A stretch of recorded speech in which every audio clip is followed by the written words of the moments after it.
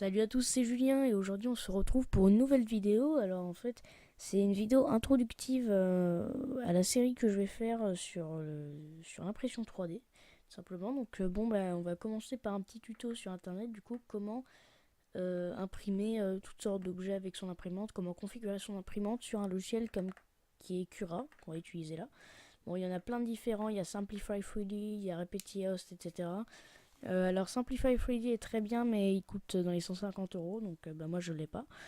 Cura, donc l'avantage c'est qu'il est gratuit et répété, pour moi il n'est pas du tout intuitif en fait. Donc voilà pourquoi j'ai choisi Cura. Donc il suffira juste de vous rendre à cette adresse et de cliquer sur Download for Free pour le télécharger. Et ici, mettre I don't want to share any information. Je sais, j'ai un accent pourri. Cliquez sur Download. Donc ça va donc télécharger. Bon, moi je l'ai déjà installé pour les biens de la vidéo. Si j'ai pas commencé la série avec les impressions 3D, c'est tout simplement parce que j'en ai une qui est HS, donc on va réparer aussi. Et j'en ai une qui va arriver, donc que j'ai eu pour Noël. C'est donc la Creality Ender 3. J'ai déjà la Annette A8 qui est en piteux état, donc on va réparer. J'ai aussi déjà commandé des pièces pour la réparer. Et aussi, il faut des choses imprimées en 3D pour tout simplement qu'elle refait. Donc là, on est tout simplement sur la dernière version. Ultimaker Cura 3.6, elle fonctionne à partir de Windows 7. Bon, là, on est bien sur Windows 7. Attention, il faut un système d'exploitation absolument 64 bits. Alors, dans les configurations requises, ils vous disent d'avoir minimum 4 Go de RAM. Alors, sachez que bon, ça fonctionne très bien avec 2. Alors, ce PC est en 4 Go, mais j'ai un PC qui est avec 2 Go de RAM, mais il a un Windows 7 64 bits et ça fonctionne très bien. Alors là, comme on peut voir, mon PC galère un tout petit peu. Alors, c'est pas le problème des specs, c'est déjà parce qu'il est sous HDD. Et la deuxième chose, c'est qu'en fait, je suis en train d'enregistrer. Et malheureusement, ce OBS ne permet pas d'enregistrer en utilisant la carte graphique. On est obligé d'utiliser le processeur, du coup ça surcharge un peu. Surtout qu'il n'est pas tout jeune, mais bon, il tient quand même la route, hein, donc ça va. Voilà, donc aujourd'hui on va s'attarder au fichier, enfin on va se focaliser plutôt sur le type de fichier STL. Donc il y a beaucoup de types de fichiers 3D, il y a du 3MF, il y a de l'OBJ, il y a du STL. Bon là on va se focaliser sur le STL, pourquoi? Parce que premièrement c'est le plus simple, c'est unicolore. Donc bon, désolé pour les imprimantes à double extrusion, vous ne pourrez pas utiliser de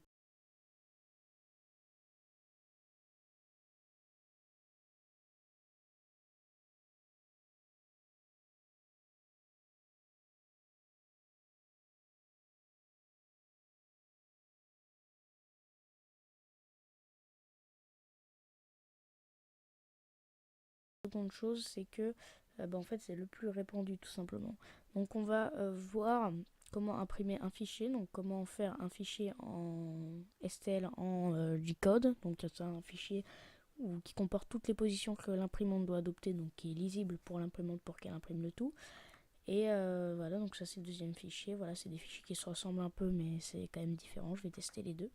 Et on va donc aussi voir comment mettre deux fichiers sur un seul fichier G-code. Comme ça, l'imprimante imprime les deux en fait tout simplement en même temps.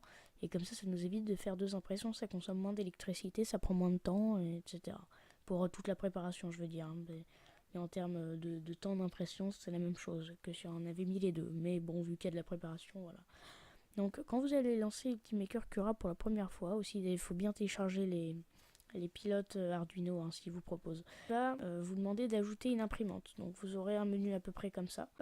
Donc il va falloir sélectionner votre imprimante. Donc si c'est une Ultimaker, c'est ici. Si c'est Auteur, c'est là. Si votre imprimante n'est pas répertoriée, donc là par exemple là il y a un profil de base pour la Creality Ender 3, donc c'est très bien, comme ça j'ai pas à faire mon profil moi ou à demander ou à en télécharger un sur internet. Mais sinon en fait il y a la plupart des imprimantes connues, sauf justement la Neta 8, c'est la seule qui est un peu connue et qui n'est pas répertoriée malheureusement. Donc par exemple il y a la Incubiki 3 mégas, il y a la CR10, il y a la CR10S, il y a beaucoup de choses. Si votre imprimante n'est pas répertoriée là, c'est pas grave, on va prendre un profil qu'on va faire nous-mêmes ou qu'on va télécharger, on va cliquer sur Custom et là on va choisir Custom FFF Printer. Là on va cliquer sur Add Printer. Bon, peut-être mettez-le en français si vous avez un peu du mal avec l'anglais au début. Et voilà, donc là ils vont vous demander les paramètres à utiliser pour votre imprimante. Donc bon, il suffit de mettre la largeur, la profondeur, la hauteur du plateau, etc. Donc pour la Neta 8, il faut bien cliquer sur plateau chauffant, il faut surtout pas cliquer origine au centre. Il faut mettre un G-code de fin et de début, à part si celui qui est de base il convient, hein, ça va. Et il faut mettre donc 1,75 le diamètre des filaments. De toute façon, ça c'est le plus répandu. Après, il faut voir dans les caractéristiques de notre imprimante. Voilà, donc la largeur c'est du 220, donc c'est bien en millimètres, hein, attention. Hein. En profondeur 220 aussi et en hauteur 240, donc ça c'est pour la Neta 8. Donc ça vous mettra un plateau qui est ajusté derrière. Ensuite, ça, on va mettre à 0 de partout pour la Neta 8. Voilà, donc une fois que c'est fait, on va mettre le parfum G-code. Alors désolé, mon PC portable fait un peu de bruit parce que là, je peux pas enregistrer sur un PC fixe. Donc, faut sélectionner l'OS de notre imprimante. Donc, bon, bah, les plupart imprimantes chinoises ou quoi seront sous Marlin. Donc, c'est le cas de la Neta 8. Donc, on clique sur Finish ou Fin si vous avez en français. Et voilà, donc on a ajouté notre imprimante. Donc, ici, on peut sélectionner la résolution, etc. Ou même dans Custom, il y a bien plus de réglages comme le infill, le flow, etc. On va aller voir dans les profils, qui est intéressant de voir. Voilà, donc Manage Profil.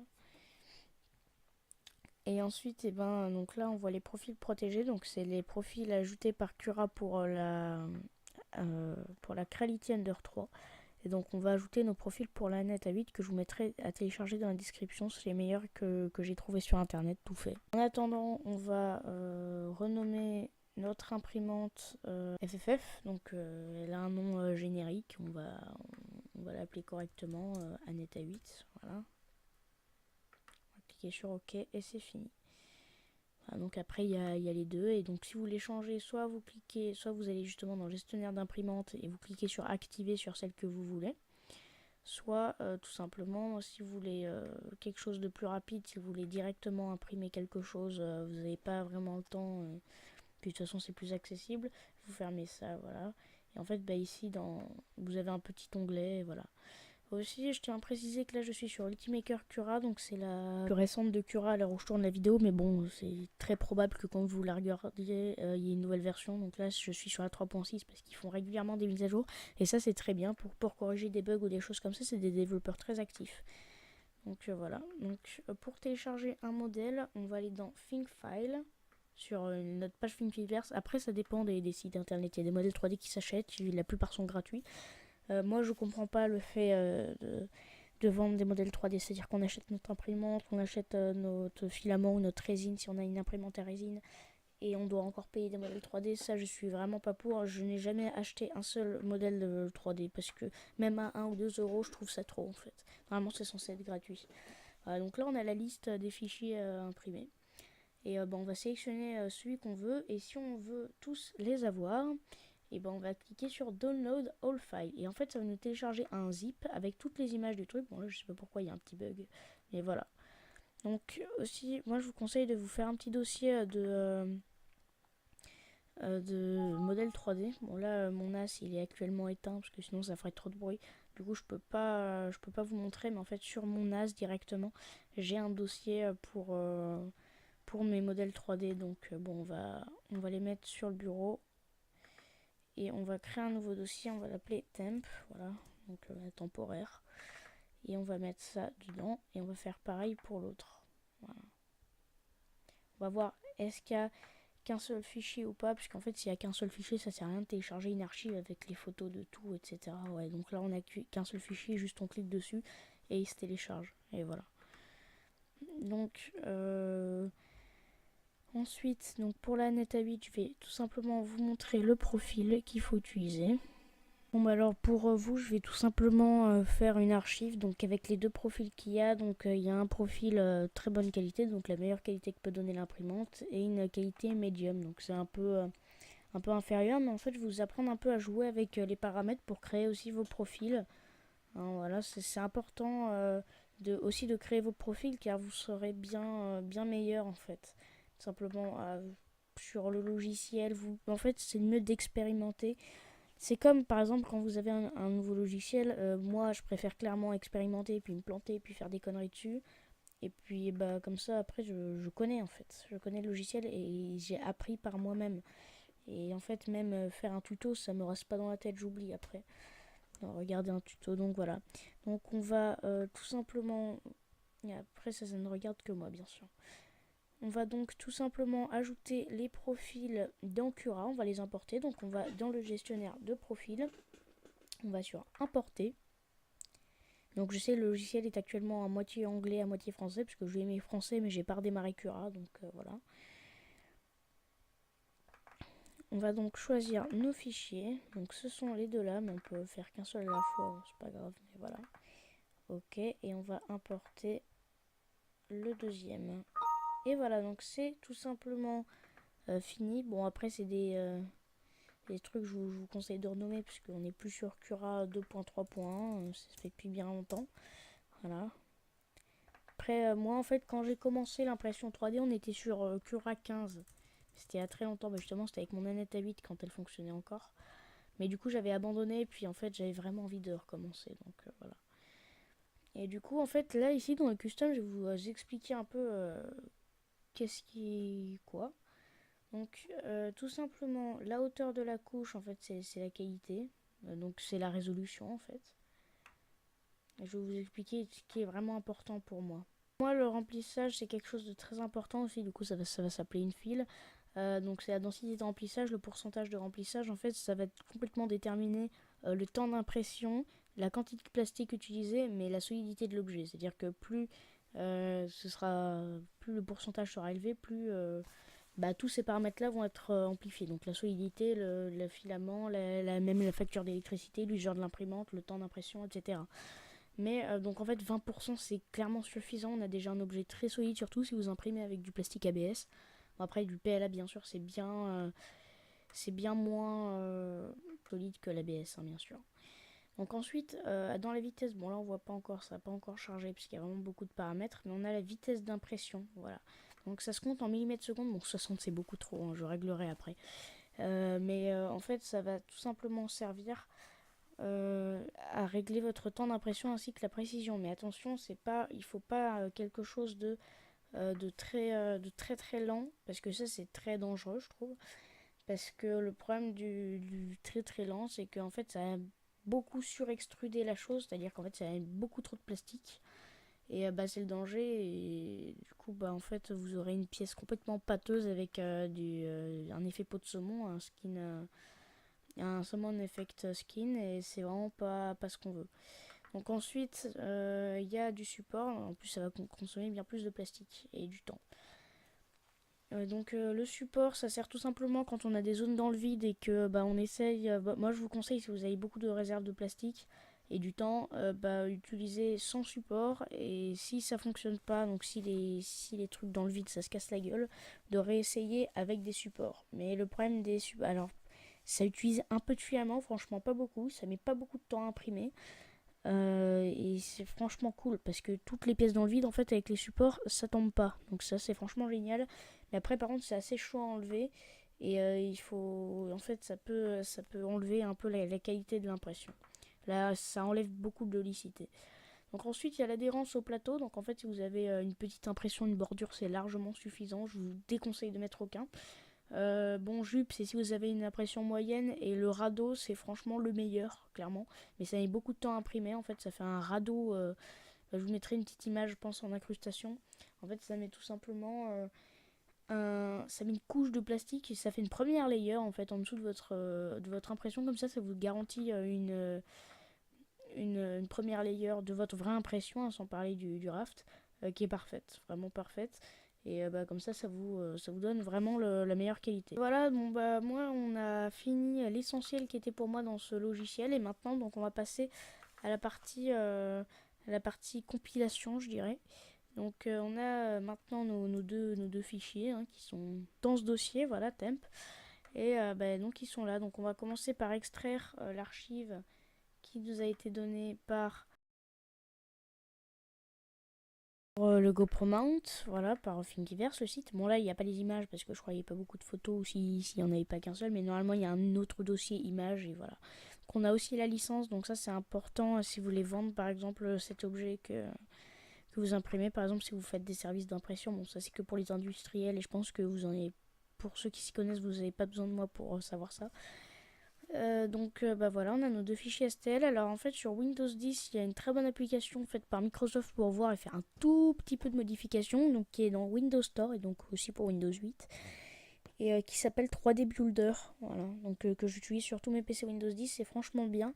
Je crois qu'il avait été installé par défaut avec la mise à jour Fall Creators Update, mais parce que la visionneuse qui est de base sur Windows pour moi est nulle, il faut vraiment utiliser 3D Builder puisque c'est rapide et ça se met pas en plein écran là comme la visionneuse.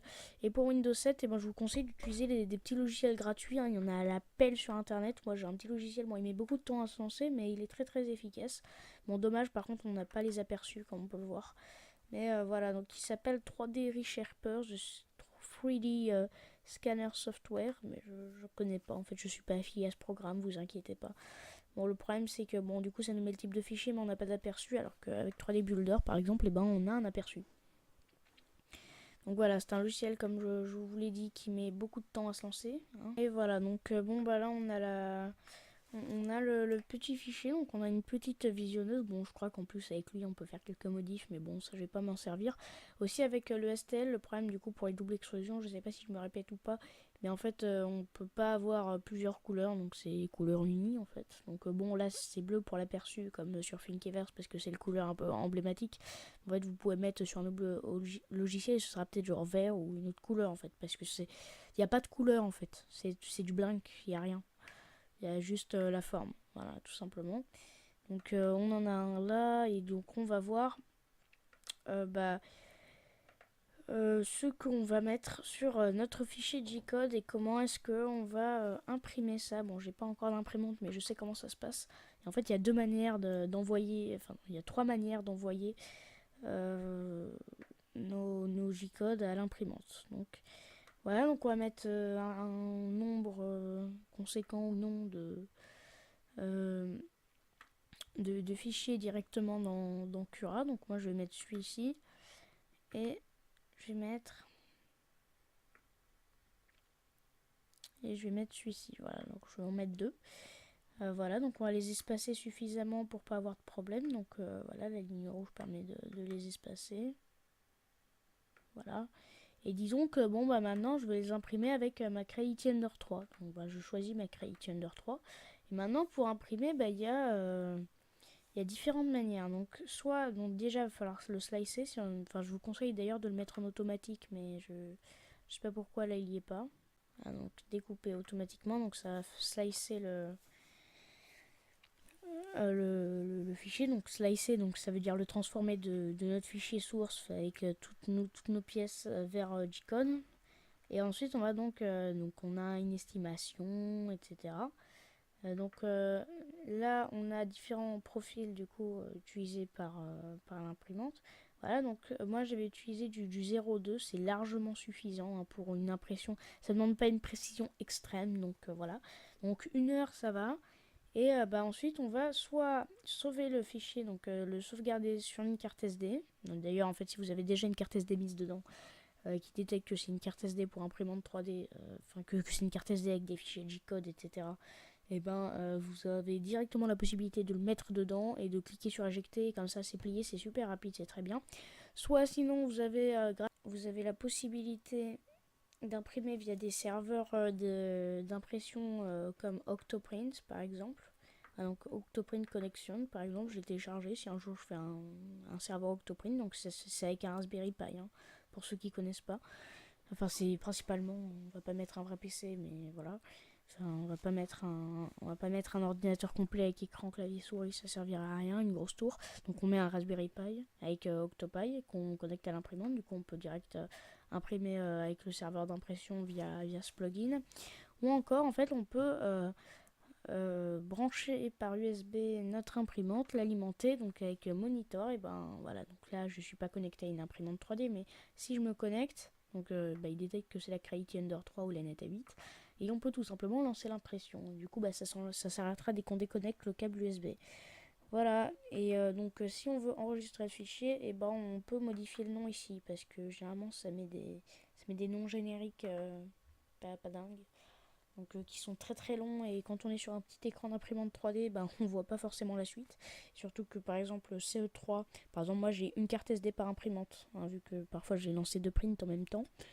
Bah, je sais très bien laquelle va avec laquelle. Donc par exemple CE3 ça me sert à rien, ça me prend juste de la place sur l'écran, je sais pas ce que je vais prendre, parce que je sais pas ce que je vais imprimer. Donc je vous conseille de mettre des noms génériques, style par exemple ouais, je vais l'appeler GoPro Mount. Voilà, par exemple. Bon là ça ne tape pas, je sais pas pourquoi, mais GoPro, voilà, et Mount.